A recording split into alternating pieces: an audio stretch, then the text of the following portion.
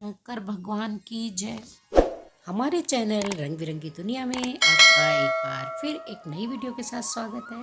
महेश्वर की महत्ता का प्रतिपादन। वायु देवता कहते हैं, महर्षियों, इस विश्व का निर्माण करने वाला कोई पति है जो अनंत रमणीय गुणों का आश्रय कहा गया है। वही पशुओं को पास से युक्त करने वाला है। उसके बिना संसार की सृष्टि कैसे हो सकती है? क्योंकि पशु अज्ञानी और पाश अचेतन है। प्रधान परमाणु आदि के जितने भी जड़ तत्व हैं, उनका सबका कर्ता व पति ही है। यह बात स्वयं समझ में आ जाती है। किसी बुद्धिमान या चेतन कारण के बिना इन जड़ तत्वों का निर्माण कैसे संभव है? पशु, पाश और पति को जो वास्तव में पृथक पृथक स्वरूप हैं, उसे जानकर ही ब्रह्मवेत्ता पुरुष योनि से मुक्त होता है। क्षर और अक्षर ये दोनों एक दूसरे से संयुक्त होते हैं। पति या परमेश्वर ही व्यक्त जगत का भरण पोषण करते हैं। वे ही जगत को बंधन से छुड़ाने वाले हैं। भोक्ता, भोग्य और प्रेरक, ये तीन ही तत्व जानने योग्य हैं। विज्ञ पुरुषों के लिए इससे भिन्न दूसरी कोई वस्तु जानने योग्य नहीं है। सृष्टि के आरंभ में एक ही रुद्रदेव विद्यमान रहते हैं, दूसरा कोई नहीं होता। वे ही उस जगत की सृष्टि करके उसकी रक्षा करते हैं और अंत में सबका संहार कर डालते हैं। उनके सब और नेत्र हैं, सब और मुख हैं, सब और भुजाएं हैं और सब और चरण हैं।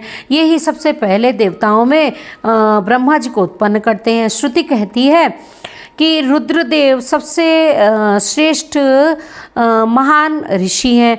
मैं इन महान अमृत स्वरूप अविनाशी पुरुष परमेश्वर को जानता हूँ। इनकी अंग कांति सूर्य के समान है। ये प्रभु अज्ञानांधकार से परे विराजमान है।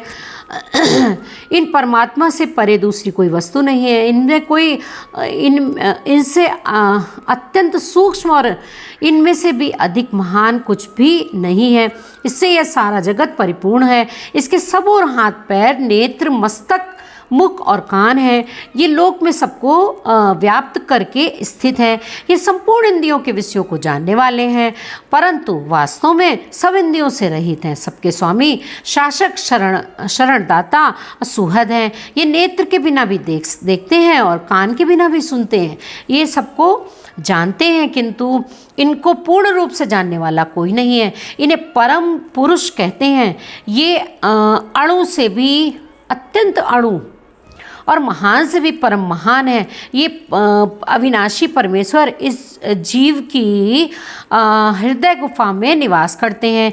एक साथ रहने वाले दो पक्षी एक ही वृक्ष का आश्रय लेकर रहते हैं। उनमें से एक तो उस वृक्ष के कर्म रूप फलों का स्वाद लेकर उपभोग करता है, किंतु दूसरा उस वृक्ष के फल का उपभोग ना करता हुआ केवल देखता रहता है। जीवात्मा उस वृक्ष के प्रति आसक्ति में डूबा हुआ है, अतः मोहित होकर शोक करता रहता है।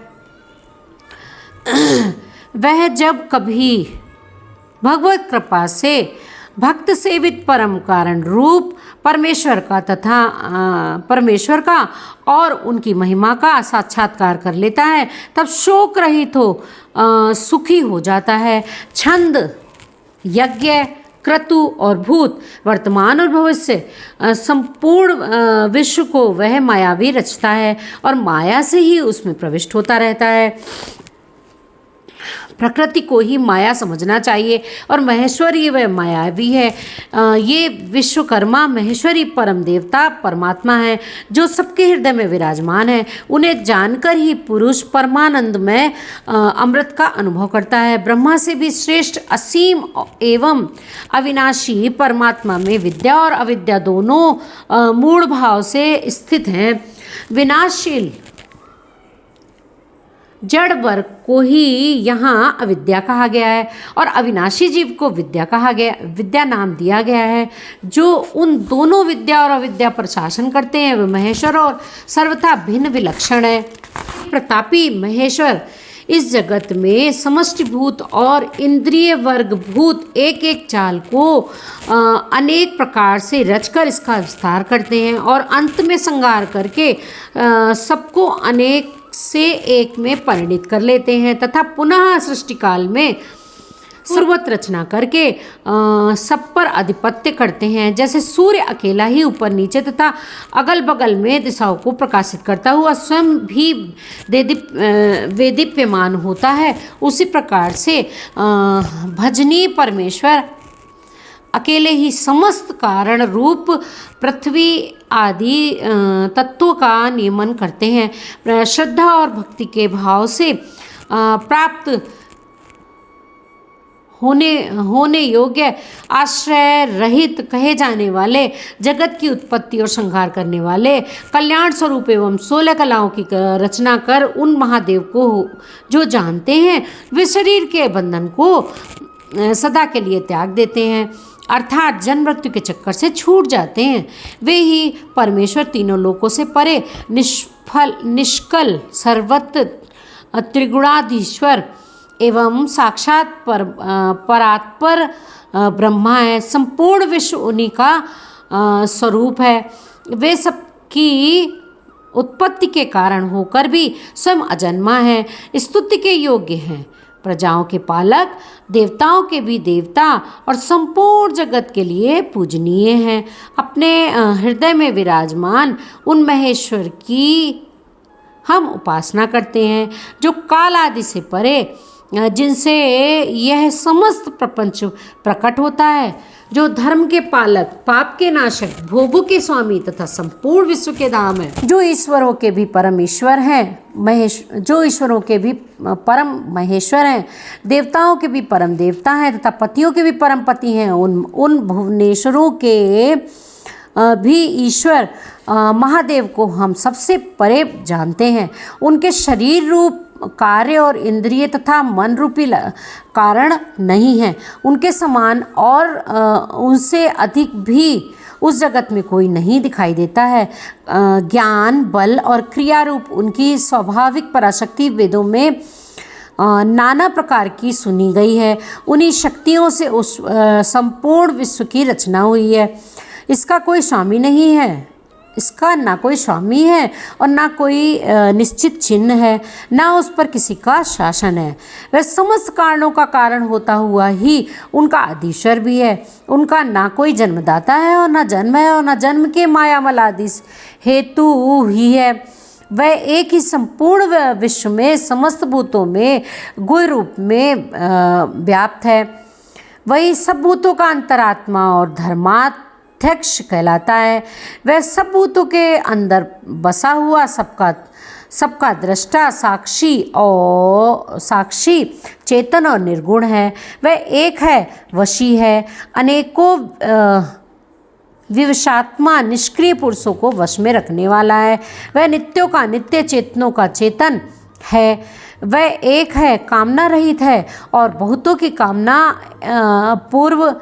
पूर्ण करने वाला ईश्वर है। सांख्य और योग अर्थात ज्ञान योग और निष्काम कर्म योग से प्राप्त करने योग्य सबके कारण रूप उन जगदीश्वर परम देव को जानकर जीव संपूर्ण पाशों से यानी कि बंधनों से मुक्त हो जाता है।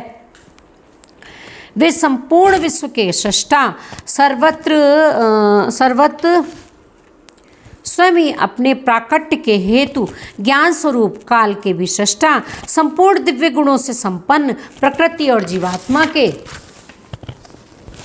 स्वामी, समस्त गुणों के शासक तथा संसार बंधन से छुड़ाने वाले हैं। जिन परम देव ने सबसे पहले शिव जी को उत्पन्न किया और स्वयं उन्हें वेदों का ज्ञान दिया, अपने स्वरूप विषयक बुद्धि को प्रसन्न विकसित करने वाले तथा परमेश्वर शिव को जानकर मैं उस संसार बंधन से छूटने के लिए उनकी शरण में जाता हूँ। यह वेदांत शास्त्र का परम गोपनीय ज्ञान है। पूर्व कल्प में मुझे इसका उपदेश किया गया था। मैंने बड़े भारी सौभाग्य से ब्रह्मा जी के मुख से इस ज्ञान को पाया है, जो शम दम से रहित है। से इस परम उत्तम ज्ञान का उपदेश नहीं देना चाहिए।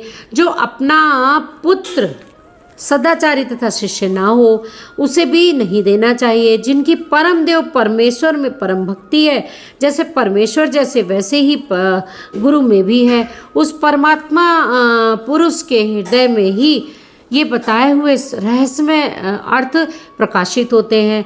अंतः संक्षेप से यह सिद्धांत की बात सुनो। भगवान शिव प्रकृति और पुरुष से परे हैं।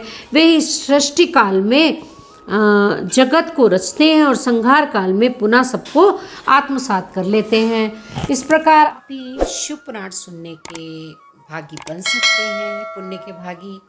तो कृपया हमारे चैनल को सब्सक्राइब कर दीजिएगा with bell icon. Thanks for watching. जय भोलेनाथ।